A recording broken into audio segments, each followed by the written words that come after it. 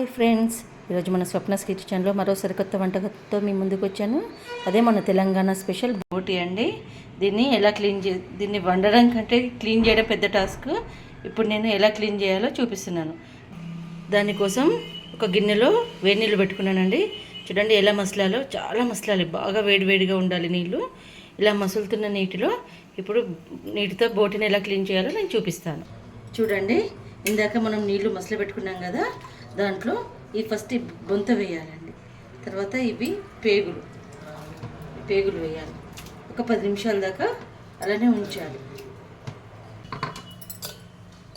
తర్వాత వేడి నీళ్ళలో నుంచి బొంతను తీసి ఇదిగోండి చాకుతోటి ఇలా అంటే దీని స్కిన్ మొత్తం ఇలా వచ్చేస్తుంది, మొత్తం సాఫ్ట్గా వచ్చేస్తుంది చాకుతో. ఇది ముట్టుకోలేము, చాలా వేడిగా ఉన్నాయి నీళ్ళు. మొత్తం ఇలా అనుకుంటూ క్లీన్ చేసుకోవాలి. ఎంత వేడి నీళ్ళు ఉంటే అంత ఈజీగా క్లీన్ అవుతుంది. ఇది చూడండి, ఇలా క్లీన్ అయిపోతుంది మొత్తం. 2 సైడ్లా ఇలా క్లీన్ చేసుకోవాలి నీట్గా, లేదంటే బాగుండదు. ఇలా క్లీన్ చేసుకుని తర్వాత కట్ చేసుకోవాలి పీస్ లాగా. మనకు కావాల్సిన సైజులో కట్ చేసుకోవాలి. మనము ఇలా శుభ్రంగా కడిగి పెట్టుకొని ఉప్పు వేసి కూడా గట్టిగా కడిగి పెట్టుకోవాలి. తర్వాత కూర కోసం కొంచెం కారం ఎక్కువ వేయాలండి, లేదంటే నీచు వాసన వస్తుంది. నేను కేజీ బోటికి 2.5 స్పూన్స్ కారం వేస్తున్నాను. 1.5 స్పూన్ ఉప్పు కారం అనేది ఎవరి టేస్ట్కి వాళ్ళకు. మేము కొంచెం ఉప్పు కారం ఎక్కువ తింటాం కాబట్టి నా టేస్ట్ది మీకు చెప్తున్నాను. మీరు ఎలా తింటారో దాన్ని బట్టి వేసుకోండి. పచ్చి ధనియా పౌడర్ 1 స్పూన్, గరం మసాలా, ఇంట్లో చేసిన గరం మసాలా పౌడర్ అండి ఇది. పసుపు, అల్లం వెల్లుల్లి పేస్ట్ అన్నీ ఇలా మసాలాలు వేసుకొని చేయితోటి కలపాలండి. ముక్కకు మొత్తం మసాలా కారం పట్టేటట్టు ఇట్లా చేయితోటి పిసుక్కుంటూ కలపాలి. గరం మసాలా ఆయిల్ వేడైనాక హోల్ గరం మసాలా వేయాలి. తర్వాత పచ్చిమిర్చి, 2 పచ్చిమిర్చి కట్ చేసి పెట్టుకున్నాం కదా, 2 పచ్చిమిర్చి. తాలింపులోనే కొంచెం పుదీనా, ఆనియన్,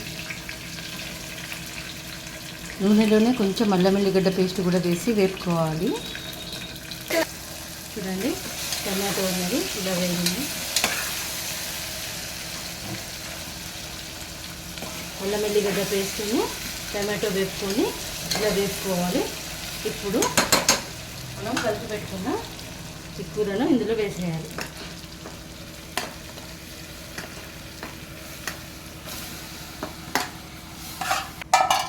ఇది మూత పెట్టకుండానే ఇప్పుడు ఉడికించాలి ఫస్ట్ అండి. ఇంతవరకు మనం ఒక్క చుక్క కూడా నీళ్ళు పోయలేదు.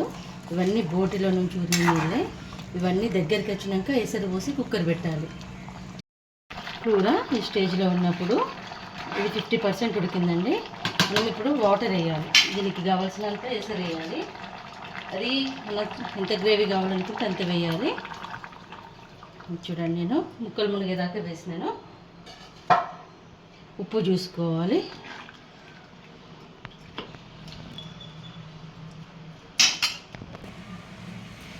కొంచెం మాకు ఉప్పు తక్కువ, ఉప్పు వేస్తున్నాను. తర్వాత కుక్కర్ మూత పెట్టి ఒక 5 నుంచి 6 విజిల్స్ రానివ్వాలండి. ఇది బోటి కాబట్టి 5 నుంచి 6 విజిల్స్ వస్తేనే మంచిగా ఉడుకుతుంది, లేకపోతే గట్టిగా ఉంటుంది. చూడండి, ఫైనల్గా కొత్తిమీర వేసేసి స్టవ్ బంద్ చేసుకోవడమే. మీరు కూడా ఇలా చేసి ఎలా వచ్చిందో నాకు కామెంట్ బాక్స్లో కామెంట్ పెట్టండి. నా వంటలు కనుక మీకు నచ్చితే నా ఛానల్ని లైక్, షేర్ అండ్ సబ్స్క్రైబ్ చేయండి. స్వప్నాస్ కిచెన్.